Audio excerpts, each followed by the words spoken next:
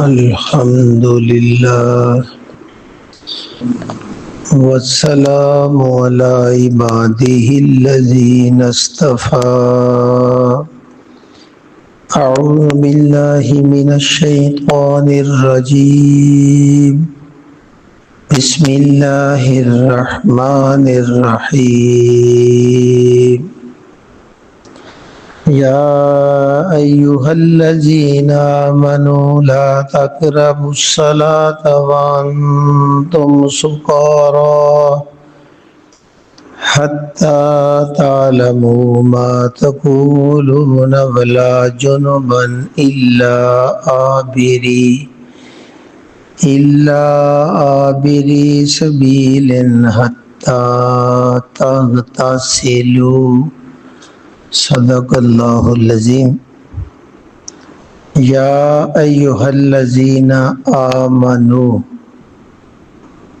اے ایمان والو. چوتھا رکوع ہے، 5واں پارہ رکوع چوتھا شروع ہو رہا ہے. یا ایہا الذین آمنوا، اے ایمان والو.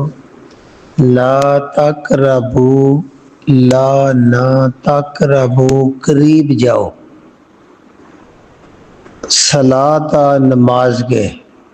تم نماز کا ارادہ نہ کرو، نماز کے قریب نہ جاؤ. وَأَنْتُمْ، اور تم، یعنی جب تم سکارا، نشے کی حالت میں ہو. حتیٰ، اتنی دیر تک،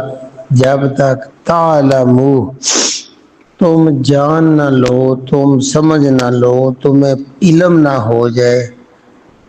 ما تقولون، جو تم زبانوں سے کہہ رہے ہو اس کا تمہیں علم نہ ہو، اتنی دیر تک نماز کے قریب نہ جاؤ. ولا جنبا، اور نہ قریب جاؤ جب تم جنبی ہو،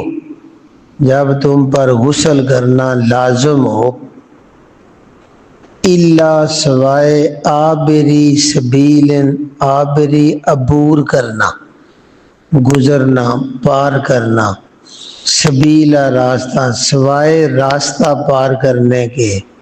حتیٰ تغتسلوا، حتیٰ یہاں تک کہ تغتسلوا، تم غسل کر لو، یہاں تک کہ تم پاک ہو جاؤ، غسل کر لو. یہاں اللہ رب العزت ایمان والوں کو نماز کے آداب سکھا رہے ہیں. پہلی بات تو یہ ہے کہ پورے عرب کے اندر جو بری رسومات اور آداب تھے، جیسے شراب پینا، یہ چونکہ صدیوں سے لوگ پیتے آ رہے تھے، اور جو رسم عادت اس وقت راسخ ہو چکی تھی، اللہ رب العزت نے ان کو تدریجاً تھوڑا تھوڑا کر کے ان کو حرام کیا. جیسے شراب کے بارے میں ہے کہ یہ 3 اس کے بارے میں باری باری درجہ بدرجہ حکم نازل ہوئے. حضرت عمر فاروق رضی اللہ تعالیٰ عنہ ہمیشہ فخر کرتے تھے کہ شراب میرے سوال کرنے پر اللہ نے حرام کی ہے. تو سب سے پہلے تو یہ بتایا گیا تھا کہ شراب میں نفع بھی ہے، نقصان بھی ہے، نقصان زیادہ ہے. پھر کچھ وقت گزر گیا، بعض روایتوں میں 6 مہینے، تو اللہ رب العزت نے شراب کا یہ دوسرا حکم نازل کیا جو آپ ہم پڑھ رہے ہیں. یہ کہا کہ کم از کم نماز کے اوقات میں تو شراب نہ پیا کرو، کہ جب تم نے شراب پی ہوئی ہو، تمہارا ذہن نشے میں ہو، تو تم اس وقت نماز کے قریب نہ جایا کرو. بڑے ایسے واقعات ہوئے تھے کہ شراب پی ہوئی ہے اور نماز کے لیے کھڑے ہو گئے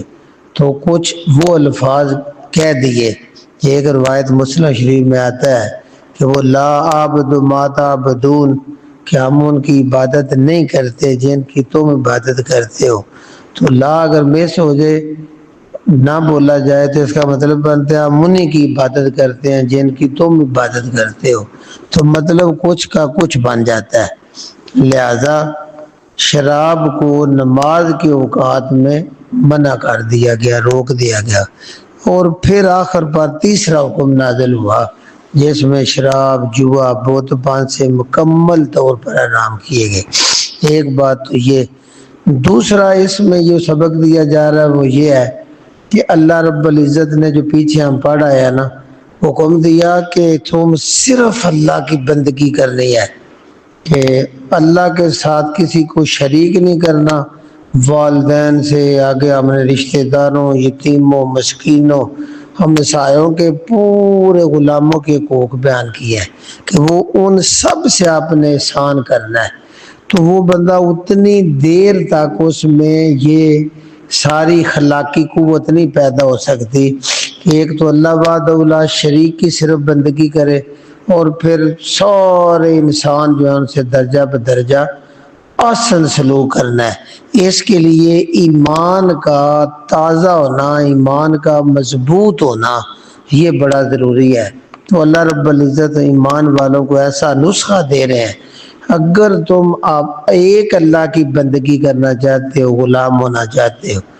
اور حقوق العباد کو آسان طریقے سے تم نے ادا کرنا ہے، تو اس کا نسخہ یہ ہے کہ تم اپنے آپ کو نماز کے اگر پابند کر لو گے،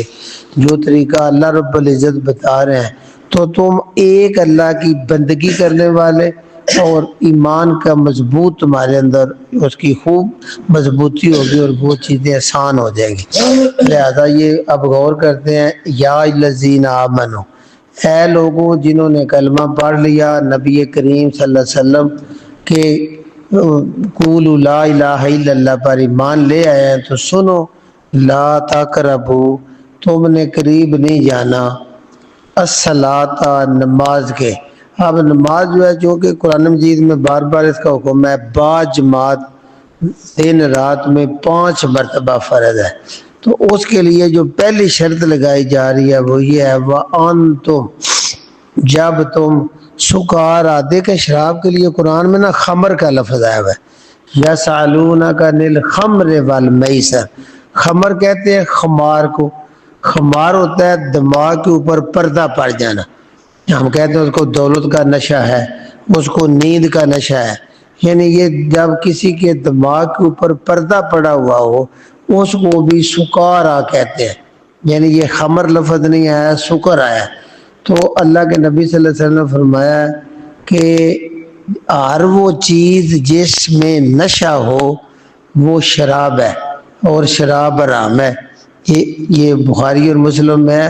ایک بار حضرت عمر فاروق رضی اللہ تعالیٰ عنہ ممبر رسول پر کھڑے ہیں اور کہہ رہے ہیں، دیکھیں ہمارے زمانے میں یہ شراب جو ہے وہ کھجور، یہ آگے کھجور، گندم، آگے تھی شہد، ان سے شراب تیار کی جاتی تھی، لیکن یاد رکھو رسول کریم صلی اللہ علیہ وسلم نے فرمایا ہر چیز جو تمہارے دماغ کے اوپر، ذہن کے اوپر پردہ ڈال دے وہ شراب ہے، اور شراب حرام ہے۔ تو گویا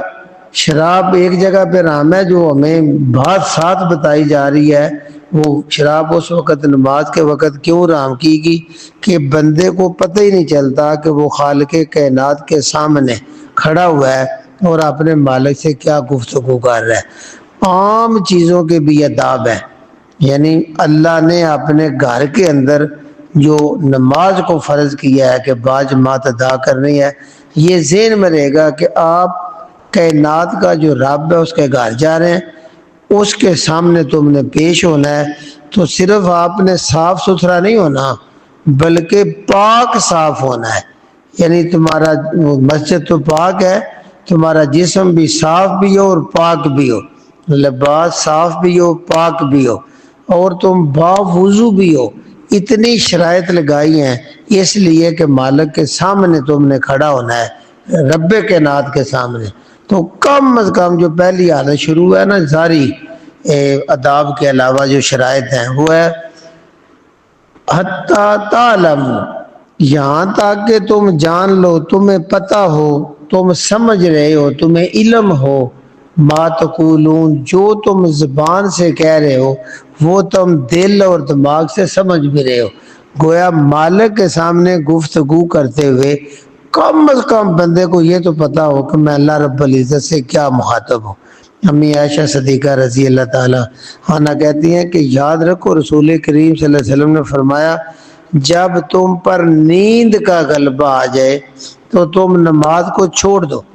یعنی تم نماز پڑھ رہے ہو اور تمہارے اوپر نیند کا غلبہ ہے تو تم سو جاؤ، نماز کو چھوڑو، پہلے نیند پوری کرو۔ کہیں ایسا نہ ہو کہ تم رب کے سامنے کھڑے ہوئے ہو تو تم بجائے رب سے معافی مانگنے کے اپنے آپ کو گالیاں نکال رہے ہو، حدیث کے الفاظ ہیں۔ لہذا یہ بھی کہ پوری حاضر دماغی کے ساتھ اللہ کے حضور کھڑا ہونا، اسی سے علماء کرام اکثر مسئلہ نکالتے ہیں کہ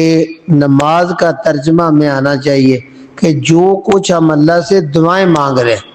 کم از کم ان کا تو ہمیں پتا ہو کہ ہم اللہ سے کیا مانگ رہے ہیں۔ یہ وَأَنْتُمْ سُكَارَىٰ کہ جب تم نشے کی حالت میں ہو نماز پڑھنے کا فائدہ کونی، نماز سے اللہ نے روک دیا ہے۔ حَتَّىٰ تَعْلَمُوا یہاں تک کہ تمہارے ذہن کی یہ حالت ہو جائے کہ تمہیں علم ہو،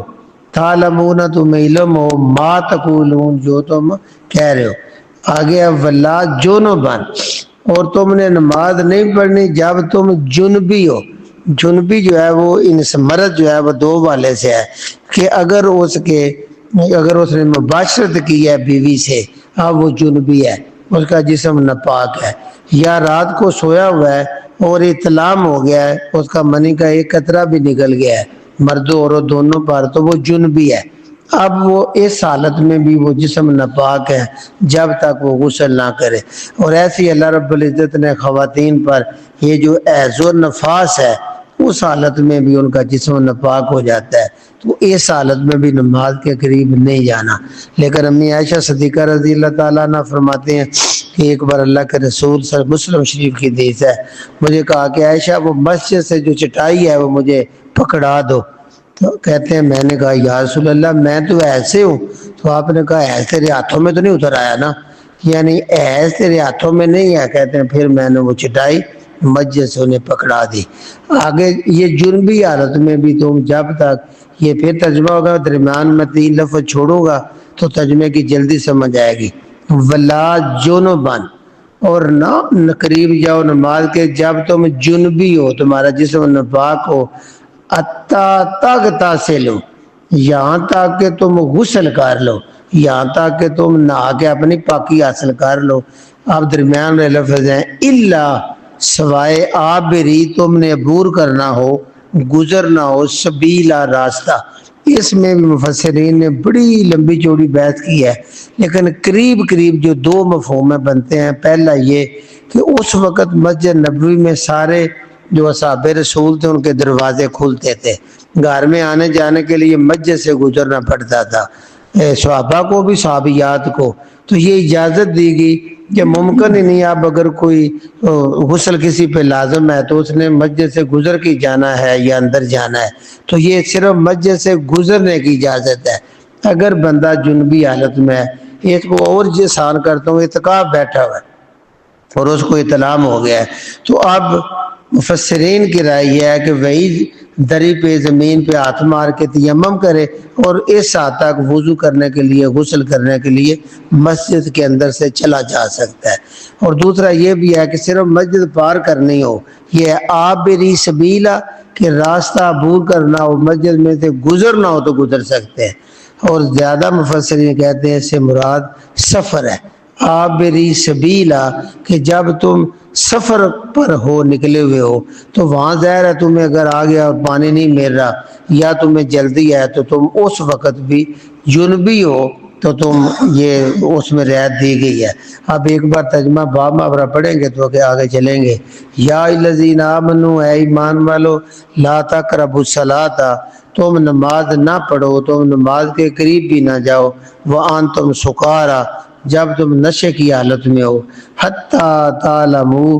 ما تقولون یہاں تک کہ تمہیں علم ہو جو تم زبان سے کہہ رہے ہو، اس کا تمہیں علم ہو، تم جانتے ہو کیا کہہ رہے ہیں۔ ولا جنبن اور جب تم جنبی ہو تو پھر بھی نماز کے قریب نہ جاؤ، حتی تغتسلوا یہاں تک کہ تم غسل کر لو، پاک ہو جاؤ، الا عابری سبیلا، صرف یہ کہ راستے سے گزرنا ہو، صرف راستہ عبور کرنا ہو۔ آگے وَإِن كُنتُم، اور اگر ہو تم، اور ان اگر کن ہو تم مرضا مریض، اگر تم مریض ہو بیمار ہو، او یا اللہ سفر، یا سفر پر نکلے ہوئے ہو، مسافر ہو، تم بیمار ہو یا مسافر ہو، او جا یا آیا ہو احدن کوئی ایک منکم تم میں سے، من الغائطی قضائے حاجت کر کے، غائط کہتے ہیں نشیبی جگہ کو، ڈونگی جگہ کو، تو اس وقت ظاہر ہے یہ واش روم نہیں تھے، لوگ بیٹھ جاتے تھے، تو وہ جو آڑ میں جا کے اپنا قضائے حاجت پیشاب کرتے تھے، تم نے پیشاب پخانہ بولو براز کیا ہوا ہو، یہ اس کا مطلب ہے، یا تم میں سے کوئی قضائے حاجت کر کے آیا ہو، او یا لامستم النساء، لامستم چھوا ہو، ہاتھ لگایا ہو، نساء اپنی بیویوں کو، یعنی تم نے بیویوں سے مباشرت کی ہو، ہم بستری کی ہو، فلم تاجدو، فا پس لم نہیں، تاجدو تم پاؤ، ما پانی، اور تم پانی نہ پاؤ، تمہیں پانی نہ ملے، فتیممو، پس تم تیمم کر لو، فتیممو، پس تم تیمم کرو، سعیدن مٹی، طیبن پاک، تم پاک مٹی کے ساتھ تیمم کر لو، کیسے کرو، فمسحو، پس مسح کرو، بے وجوہکم، اپنے وجہ چہرے، اپنے منہ کا مسح کرو، وَأَيْدِيكُمْ، اور اپنے ہاتھوں کا مسح کر لو۔ یعنی یہ تیمم کا بتایا جا رہا ہے، یہ بھی بخاری مسلم کی حدیث ہے کہ امی عائشہ صدیقہ کہتے ہیں کہ ایک بار ہم غزوہ بنو مستلق پہ تھے، ہم جا رہے تھے، تو راستے میں میرا سونے کا ہار تھا جو میں نے عاریتاً لیا ہوا تھا، اسما سے ادھارا لیا ہوا تھا، تو وہ میرا ہار ٹوٹ گیا اور کہیں گم ہو گیا، میں نے اس کا ذکر رسول کریم صلی اللہ علیہ وسلم سے کیا، تو آپ نے قافلے کو روک دیا اور میرے ہار کی تلاش میں صحابہ نکل پڑے، ہم ہار ڈھونڈنے لگے، تو کچھ صحابہ نے میرے والد حضرت ابو بکر صدیق رضی اللہ تعالیٰ عنہ کو یہ کہا دے کہ عائشہ نے کون سا مسئلہ پیدا کر دیا ہے، اللہ کے رسول صلی اللہ علیہ وسلم کو ہمیں ایسی جگہ روک دیا ہے، نہ ہمارے پاس پانی ہے نہ اس جگہ پہ کہیں پانی ہے، یعنی انہیں بڑا مسئلہ پیش آ رہا تھا، وضو کا، پینے کا، غسل کرنے کا، تو یہ ایسے مسائل ہیں، تو حدیث میں آتا ہے، امی عائشہ صدیقہ کہتے ہیں پھر حضرت ابو بکر صدیق میرے حجرے میرے پاس آئے، اس وقت رسول کریم صلی اللہ علیہ وسلم میری ران کے اوپر سار رکھ کر سوئے ہوئے تھے، تو انہوں نے صدیق اکبر رضی اللہ تعالیٰ میرے ابو نے مجھے جو اللہ کو منظور تھا وہ کہا، حدیث میں آتا ہے میرے سار پہ کچوکے بھی دیے کہ تو نے یہ کیا کر دیا ہے کہ ایسی جگہ پہ سارے قافلے کو روک دیا ہے، کہتے ہیں میں تھوڑی پریشان ہوئی، لیکن کیونکہ رسول کریم صلی اللہ علیہ وسلم میری ران پر سار رکھ کے سوئے ہوئے تھے، میں چپ رہی، جب وہ چلے گئے صبح رسول کریم صلی اللہ علیہ وسلم اٹھے تو کوئی پانی نہیں تھا، نہ وضو کے لیے نہ غسل کے لیے، تو اس وقت اللہ رب العزت نے یہ آیت نازل کی کہ یہ تیمم کی اجازت دے دی، تو حضرت اسید بن عزیر کہتے ہیں اے ابو بکر کی اولاد، اللہ نے آپ کے لیے ہمیں پہلے بھی بڑی ثانیاں دی ہیں اور آپ کی وجہ سے یہ برکت بھی نازل ہو گئی ہے کہ تیمم کی اجازت مل گئی، کہتے ہیں پھر ہار نہ ملا تو جس اونٹ پر میں بیٹھی ہوئی تھی جب اس اونٹ کو اٹھایا گیا تو اس کے نیچے سے میرا ہار بھی مل گیا، تو یہ یاد اس وقت نازل ہوئی جب یہ امی عائشہ صدیقہ کا ہار، تو وہ کہتے ہیں میری وجہ سے اللہ رب العزت نے امت مسلمہ کو آسانی، وہ پانی نہ ملے تو تیمم کی اجازت دے دی، تو یہی وہ ہے کہ جب آپ یہ سن لیں گے وَإِن كُنتُم مَرْضًا، اگر بندہ مریض ہے، گھر میں بیٹھا ہوا ہے، مریض ہے، بیمار ہے، اور اس کو پانی اگر استعمال کرے تو بیماری بڑھ جانے کا خطرہ ہے، تو تیمم کی اجازت دے دی گئی کہ وہ تیمم کر رہے آگے، او اللہ سفر ہے، یا سفر پر نکلا ہوا ہے، مسافر ہے، وہاں بھی پانی اس کو نہیں مل رہا تو تب بھی اسے اجازت ہے، او جا احد منکم من الغائط، یا تم میں سے کوئی قضائے حاجت کر کے آیا ہے، تو وہ یہ مٹی کو بھی استعمال کر سکتا ہے، پانی نہیں ملے تو اپنی گندگی کو دور کرنے کے لیے اگر وہ مٹی کو بھی استعمال کرے تو اس کو وہ پاکی حاصل ہو جائے گی۔ آگے ہے او لمستم النساء، یا دیکھیں یہ لفظ ہے لمس، یہاں بھی مفسرین کی دو رائے ہیں۔ لمس ہوتا ہے ہاتھ لگانا، چھونا۔ اگر تم نے بیویوں کو شہوت کی نظر سے، غلبے سے صرف چھوا بھی ہو اور تمہاری وہ نمی تھوڑی سی بھی تار ہو گئی ہے تو اس کا مطلب یہ ہوا کہ تمہارا وضو بھی جاتا رہا، لہذا تمہیں وہ غسل کرنا پڑے گا۔ اور ایک ہے اس کا مطلب پوری ہم بستری ہے، او لامستم النساء، یا تم نے ہم بستری کی ہے تو پتہ یہ چلا وضو بھی نہ ہو تو تیمم سے وضو بھی ہو جاتا ہے، اور غسل کی ضرورت ہو اور پانی نہ ہو یا پانی بہت نقصان دہ ہو تو تب بھی تم اس سے پاکی غسل بھی حاصل کر سکتے ہو۔ تیمم دونوں کا نعم البدل ہے بشرطے کہ تم یہ شرطیں پوری کرتے ہو۔ آگے یہ شرط ہے فلم تاجدوا ماء، پس تمہیں پانی نہ ملے۔ اور دوسرا مفسرین نے یہ کہا ہے کہ بیماری کی وجہ سے، چونکہ بیماری آ گئی ہے اور پانی نقصان دہ ہو تو تم تیمم کر لو۔ تیمم کا طریقہ بتایا فتیمموا، تیمم میں ارادہ کرنا، قصد کرنا۔ حالانکہ بظاہر یہ مٹی سے کیا پاکی حاصل ہوگی، مٹی سے پانی تو بظاہر ہاتھ صاف کر رہا ہے، پاک کر رہا ہے، تو مٹی لگانے سے کیا ہے، اس میں بھی مفسرین کہتے ہیں بندہ نفسیاتی طور پر ایک بیمار ہے اور پانی سخت نقصان دہ ہے تو جب وہ مٹی سے ایسے کرے گا تو نفسیاتی طور پر اسے صحیح پاکی حاصل ہو جائے گی، اس کے اندر اعتماد ہوگا، وہ پاک سمجھ کے اللہ کے حضور حاضر ہوگا۔ فتیمموا،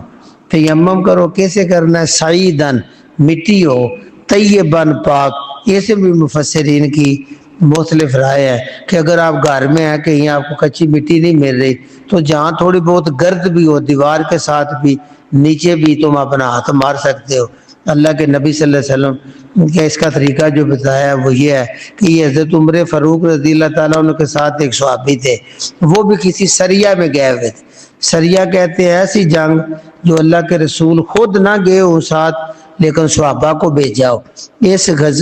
پہ لڑائی پہ گئے ہوئے تھے تو وہاں پانی نہیں تھا تو دونوں کو یہ جنبی حالت ہوگی، اطلام ہو گیا، تو اب کہتے ہیں میں نے تو پھر زمین میں لیٹ کے نا آپ نے آپ کو مٹی سے تر کر دیا اور نماز پڑھ لی۔ دوسرے ساتھی نے نہیں پڑھی، انہوں نے کہا کہ یہ کیا طریقہ ہے۔ اللہ کے نبی صلی اللہ علیہ وسلم کے پاس آ کے جب میں نے ذکر کیا کہ یہ حالت ہوئی اور میں نے مٹی میں خود کو لپیٹ لیا تو آپ صلی اللہ علیہ وسلم مسکرائے اور کہا تیرے لیے اتنا ہی کافی تھا۔ آپ صلی اللہ علیہ وسلم نے دونوں ہاتھ زمین پر رکھے، تھوڑی سی مٹی لگی، آپ نے پھونک مارا، یعنی دونوں مٹی کو ہٹا دیا، چہرے پہ لگایا، اور ایک روایت میں دوبارہ ہاتھ لگائے، ایک میں انہی ہاتھوں کو اپنے ہاتھوں پہ پھیر لیا، انہوں نے کہا یہی کافی ہوتا ہے، تیمم اتنا ہی ایسے پاکی حاصل ہو جاتی ہے۔ فتیمموا صعیدا طیبا، پاک مٹی ہو تو تیمم کر لو، اس میں بھی دو ہی طریقے ہیں، فامسحوا، مسح کرو بے وجوہکم، چہروں کا، وایدیکم، اور کونیوں سمیت اپنے ہاتھوں کا مسح کر لو گے۔ ان اللہ، بے شک اللہ تعالی، کانا ہے عفواً، بڑا درگزر کرنے والا، بڑا معاف کرنے والا، غفوراً، بڑا بخشنے والا ہے، یہ اس نے تمہارے لیے آسانی نازل کر دی ہے۔ علام تارا، کیا نہیں دیکھا، کیا تم نے نہیں دیکھا، للذین، ان لوگوں کی طرف، اوتو، جو دیے گئے ہیں، نصیباً، ایک حصہ، من الکتاب، کتاب کا، جنہیں کتاب کا ایک حصہ دیا گیا ہے۔ اس سے مراد نبی کریم صلی اللہ علیہ وسلم سے پہلے جتنے نبی آئے ہیں، جیسے یہود ہیں، ان موسیٰ علیہ السلام پر تورات نازل ہوئی، تو جو کتابیں پڑھتے تھے، جن کی طرف نبی آئے تھے، یہ سارے یہودی ہیں، بنی اسرائیل والے ہیں۔ بنی اسماعیل جس میں نبی کریم ہوئے ہیں، ان کے علاوہ پہلے سارے جو ہیں وہ بنی اسرائیل والے تھے، یعقوب علیہ السلام کی اولاد، جن میں کتابیں نازل ہوئی ہیں، گویا یہود و نصارہ۔ علم تارا، اے رسول کریم، کہ آپ نے نہیں دیکھا، الذین، ان لوگوں کی طرف، اوتوا نصیبا، جن کو حصہ دیا گیا، من الکتاب، کتاب کا۔ اب کتاب آپ سمجھیں گے کہ جو لوح محفوظ ہے وہاں اللہ رب العزت نے جتنی کتابیں نازل کی ہیں صحیفے سب اس پہ لکھے ہوئے ہیں، ان میں سے وقتاً فوقتاً جتنی ضرورت تھی نبیوں پہ نازل ہوتے رہے، آخر پہ ساری مکمل کتاب جو ہے وہ قرآن مجید کی شکل میں اللہ نے نازل کر دی۔ گویا قرآن اس کتاب کی تکمیل ہے، یہ مکمل نازل ہوا ہے، پہلے تھوڑے تھوڑے حصے نازل ہوئے۔ تو ان کو کتاب دی گئی تو وہ کیا کرتے تھے؟ کتاب کا مطلب یہ ہوتا ہے کہ رسول کے اوپر آسمان سے لکھی ہوئی ہدایت نازل ہوتی ہے تاکہ اس کے مطابق لوگ اللہ کے راستے پہ چلے۔ تو وہ کیا کرتے تھے؟ یشترون، وہ خرید لیتے تھے۔ کتاب آتی ہے ہدایت کے لیے تو وہ خریدتے تھے ضلالتا، گمراہی۔ یعنی کمال بات ہے نا کہ ہدایت والی کتاب سے گمراہی خریدتے، وَيُرِيدُونَ، اور وہ ارادہ رکھتے ہیں، وہ چاہتے ہیں ان تزلوا، کہ تمہیں بھی گمراہ کر دیں۔ یہ وہی ہے ولدالین جو گمراہ ہے، ان تزلوا، کہ وہ تمہیں بھی ہٹا دیں السبیل، سیدھے راستے سے۔ کمال بات ہے، یعنی کتاب نازل کی گئی، اس کے لیے تھوڑا سا پس منظر میں جانا پڑے گا۔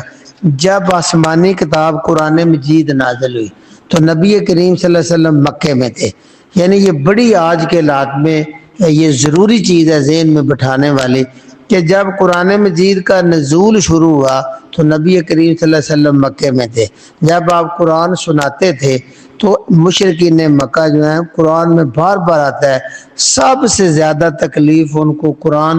سننے میں ہوتی تھی۔ جو سنتا تھا اس کے دل پر اثر ہوتا تھا اور وہ آپ صلی اللہ علیہ وسلم سے متاثر ہوتا تھا۔ تو انہوں نے مختلف طریقے بنائے۔ پہلے تو وہ شور بچاتے تھے، انہوں نے غلاموں کو کہا ہوا تھا جہاں یہ جائیں بات کریں آپ شور مچائیں، تاکہ قرآن مجید ڈائریکٹ جو سنے گا اس کے ذہن پہ لازمی اثر ہوگا۔ اللہ کا کلام ہے تو اللہ کے بندے کی روح پر کیوں نہ اثر ہو، لہذا اس آواز کو روکنے کے لیے وہ اہتمام کرتے۔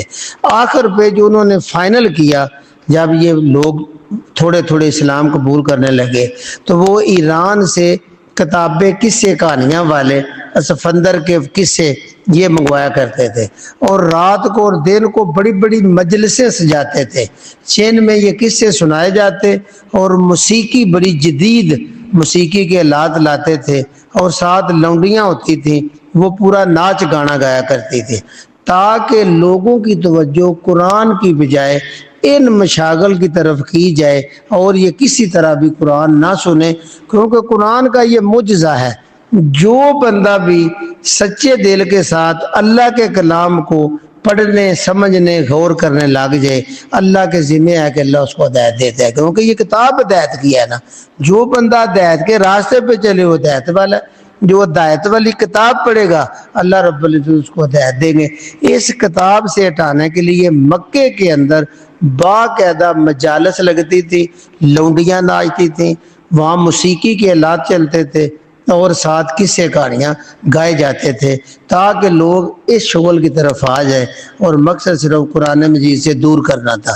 جب آپ مدینے میں آئے تو وہاں اہل کتاب تھے یہود و نصارہ، تو وہ اتنا خرافات میں چلے گئے تھے کہ تورات تو کھولنا دور کی بات ہے، انہوں نے اپنی مسندیں بتائی ہوئی تھی، جیسے ہمارے یہاں بڑے عزت والے تھے، یہ اہل کتاب ہیں، علماء ہیں، اور لوگوں کو وہ من گڑت باتیں سنایا کرتے تھے، لوگ اسی کو کتاب سمجھتے تھے۔ اس طرح دین سے مکمل طور پر ہٹ چکے تھے، یعنی جو ہدایت چاہیے اس سے وہ اثر راہ گم کر چکے تھے۔ وہ اللہ اشارہ دے رہے ہیں کہ اے نبی کی امت، اے نبی کریم آپ اور آپ کی امت ان لوگوں کو نہیں دیکھ رہے کہ جن پہ ہدایت والی کتاب آئی تو ہدایت والی کتاب سے وہ گمراہ ہو گئے۔ اصل جو کتاب راہ بتا رہی ہے صراط مستقیم، اس سے ہٹ جاتے ہیں۔ یہ بڑی توجہ طلب ہے۔ تو سب سے بڑا ان کی بات یہ تھی کہ عوام کل انعام، عوام خود نہیں کتاب کھولتی، حالانکہ یہ کوئی مہنگی کتاب نہیں ہے، آج بھی بڑی آسانی سے بازار سے مل جاتی ہے اور وزنی بھی نہیں ہے، گھر بندہ کھولے اور تمام زبانوں کے ترجمے موجود ہیں، اردو میں ترجمہ موجود ہے، تو بندہ نماز کو بھی ترجمے کے ساتھ سمجھنا چاہیے اور قرآن مجید کو بھی۔ جتنی دیر تک اس کی ہمیں سمجھ نہیں آئے گی، آپ سمجھ لیں کہ ہم دوسروں کے محتاج ہیں، اور دوسرے جس طرح چاہیں گے ہمیں فٹ بال بنا کے جدھر چاہیں کک مار دیں۔ یہ اللہ کہہ رہے ہیں علم تارا، اے نبی کریم کیا آپ نے غور نہیں کیا الذین ان لوگوں کی طرح اوتو نصیباً من الکتاب جنہیں کتاب میں سے کچھ حصہ دیا گیا تھا، ان کے پاس کتاب آئی تھی، یشترونا تو وہ خرید لیتے تھے، ضلالتاً گمراہی، وہ اس سے گمراہی خریدتے تھے۔ وجہ کیا ہے کہ قرآن مجید جو آسمانی کتاب ہے ان کو جب تک خود انگلی رکھ کر میں بولتا ہوں ایک ایک لفظ نہیں پڑھیں گے تو ہم دوسروں کے محتاج رہیں گے اور وہ جدھر جائیں گے ہمیں پھیر دیں گے۔ انہوں نے گمراہی خریدی، اور یہ یہود و نصارہ کا مقصد کیا ہے؟ وَيُرِيدُونَ اور ان کا ارادہ ہے۔ جب آپ صلی اللہ علیہ وسلم تبلیغ کرتے تھے نا تو یہودی آ کے بیٹھا کرتے تھے آپ کے پاس، منافق بھی آگے بیٹھتے تھے، آپ کی بات سنتے تھے، آگے اس کی وضاحت آ رہی ہے۔ وَيُرِيدُونَ اور وہ یہودی جو ہے وہ چاہتے ہیں، ان کا ارادہ ہے ان تزلوا کہ وہ روک دیں، وہ ہٹا دیں، وہ گمراہ کر دیں، السبیل سیدھے راستے، آپ کو بھی گمراہ کر دیں۔ کل انشاءاللہ اس کی آگے وضاحت چلے گی، ایک بار اس کو دہرا لیتے ہیں۔ یا الذین آمنوا اے ایمان والو لا تقربوا الصلاۃ تم نماز کے قریب نہ جاؤ، وانتم سکارا جب تمہارے ذہن پہ پردہ پڑا ہوا ہو، جب تم نشے میں ہو، حتی تعلموا یہاں تک کہ تم جان لو، تم سمجھ لو، ما تقولون جو تم زبان سے کہہ رہے ہو اس کو تم دل دماغ سے جان بھی رہے ہو، ولا جنبا اور نہ قریب جاؤ جب تم جنبی حالت میں ہو، الا عابری سبیل سوائے یہ کہ تم نے گزرنا ہو، راستہ پار کرنا ہو، حتی تغتسلوا یہاں تک کہ تم غسل کر لو، وَإِن كُنتُم مَرْضَىٰ اور اگر تم بیمار ہو، مریض ہو، او علی سفر یا سفر پر نکلے ہوئے ہو، او جاء احد منکم من الغائط یا تم میں سے کوئی ایک قضائے حاجت کر کے آیا ہو، او لمستم النساء یا تم نے عورتوں سے صحبت کی ہو، فلم تجدوا ماء پس اگر تمہیں پانی نہ ملے، فتیمموا تیمم کر لو، صعیداً طیباً پاک مٹی کے ساتھ، فامسحوا پس مسح کرو، بوجوہکم اپنے منہ کا، وایدیکم اور اپنے ہاتھوں کا، ان اللہ کان بے شک اللہ ہے ہمیشہ سے، عفواً بڑا معاف کرنے والا، غفوراً بڑا بخشنے والا۔ علم تارا کیا آپ نے نہیں دیکھا الذین ان لوگوں کی طرف اوتوا نصیبا من الکتاب جن کو کتاب کا ایک حصہ دیا گیا، یشترون الضلالۃ انہوں نے تو گمراہی خرید لی، ویریدون نہ خود گمراہ ہوئے بلکہ وہ ارادہ رکھتے ہیں، وہ چاہتے ہیں ان تضلوا السبیل کہ آپ کو بھی سیدھے راستے سے ہٹا دے۔ سبحان ربک رب العزت عما یصفون وسلام علی المرسلین والحمد للہ رب العالمین۔